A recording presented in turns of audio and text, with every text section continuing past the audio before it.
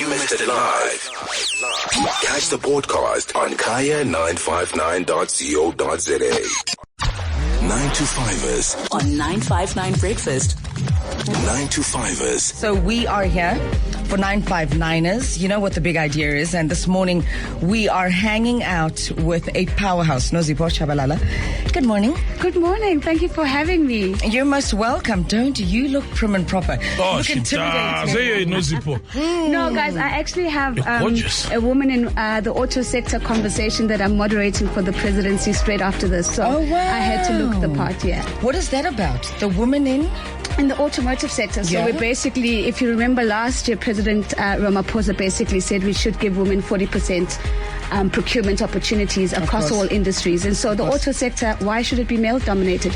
So whether it's manufacturing vehicles or manufacturing parts, today is about how to make sure that we make this happen and we're not just talking about it. Beautiful, beautiful. I love it when things start getting implemented, right? From Yeah. just conversations to actually implementation. You're a conversation strategist. Yes. Moderating global conversations that are designed to have measurable outcomes like today, Yeah. right?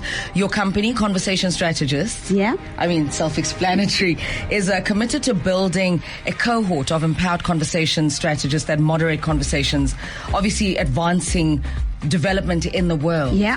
Where does this passion stem from? Where does that vision and foresight to say, well, this is my placement, Yeah. that's my niche, and I'm going to grow that? You know, I kind of feel like I stumbled into my career in a lot of ways. So my background, before this, I was a financial broadcaster with CNBC Africa. Wow. But I studied politics, so I was always interested. My first master's was in international relations and diplomacy. So I've always had sort of a global picture about what I wanted to do. I got really lucky when I was working at the presidency to actually travel the continent. And so bits and pieces of your life come together, and then you realize our development progress relative to the rest of the world is behind. But if conversation is the birthplace of action, then we need to start having the right conversations to fast track that developmental progress. Underline, double lines with Yeah. a ruler and a red pen. If conversation is the birthplace of action. That's it. I love that. So your company, gonna say it again, Conversation Strategist. Yeah. You have obviously under that umbrella moderated conversations, or even independently, for global entities such as World Bank, Yeah. the International Monetary Fund, Yeah. International Labour Organization, the United Nations, Yep. African Union, Yeah. World. I mean, we're talking here multinationals here. Yeah. Operating within the continent. Well, in the world, really. Yeah, so, in the world, yeah. so typically our clients are international organizations that shape societies, and we get called because that international organization wants to make sure that it's having the right conversation that is going to translate into national policies in different countries. So, you know, right now in South Africa, we're all talking about, you know, the extension of the 350 Rand grant. We started having that conversation about 3 years ago at the International Labour Organization because we realized that we needed better social protection nets in Africa. And so what you see 3 years later, and that's why we talk about measurable outcomes, is this very conversation, and Minister Nxesi, you know, pushing that now. But we've been working on this for 3 years to say, let's have the right conversation, irrespective of the outcome.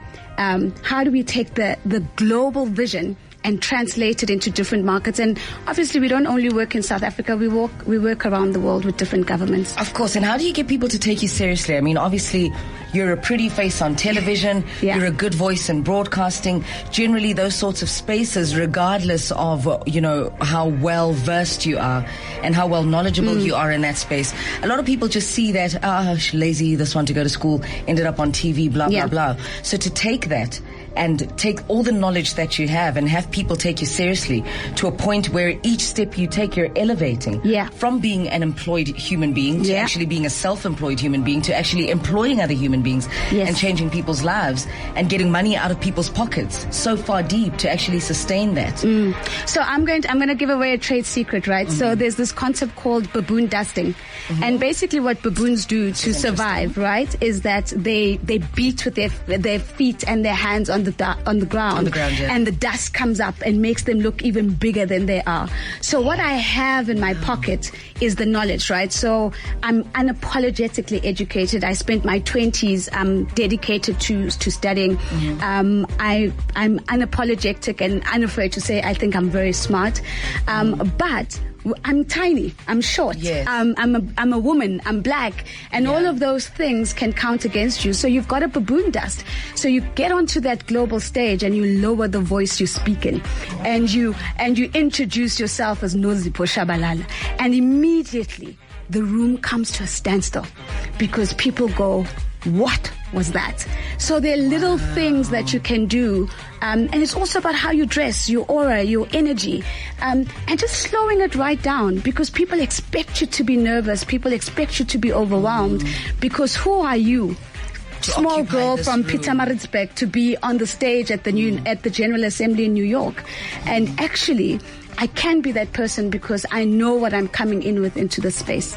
You've got a massive background. I mean, you're a Tutu and Yali Fellow, a Stellenbosch Business School alumni, as well as University of London. Would you say these give you like a global outlook and view that allows you to curate and conduct these global conversations? Yeah, I was really blessed. I mean, I come from Pietermaritzburg. I mean, I know we're the capital of KZN, but people often forget and think it's Durban. I had no business being here, but God being God, decided that I would be here.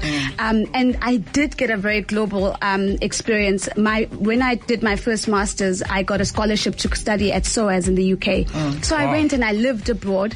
When I came back from that, I was working in the presidency, so I traveled the world with the then deputy president, Madame Lambunguka. She was my boss. I was her intern.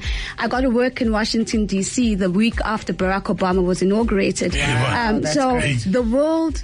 I think of myself as a woman in the world, and I try to take that world and I make it a part of who I am on a daily basis, and it's part of the value I believe I leave on the table with everything that I do. I think so, because you are not so much a me, myself, and I entity.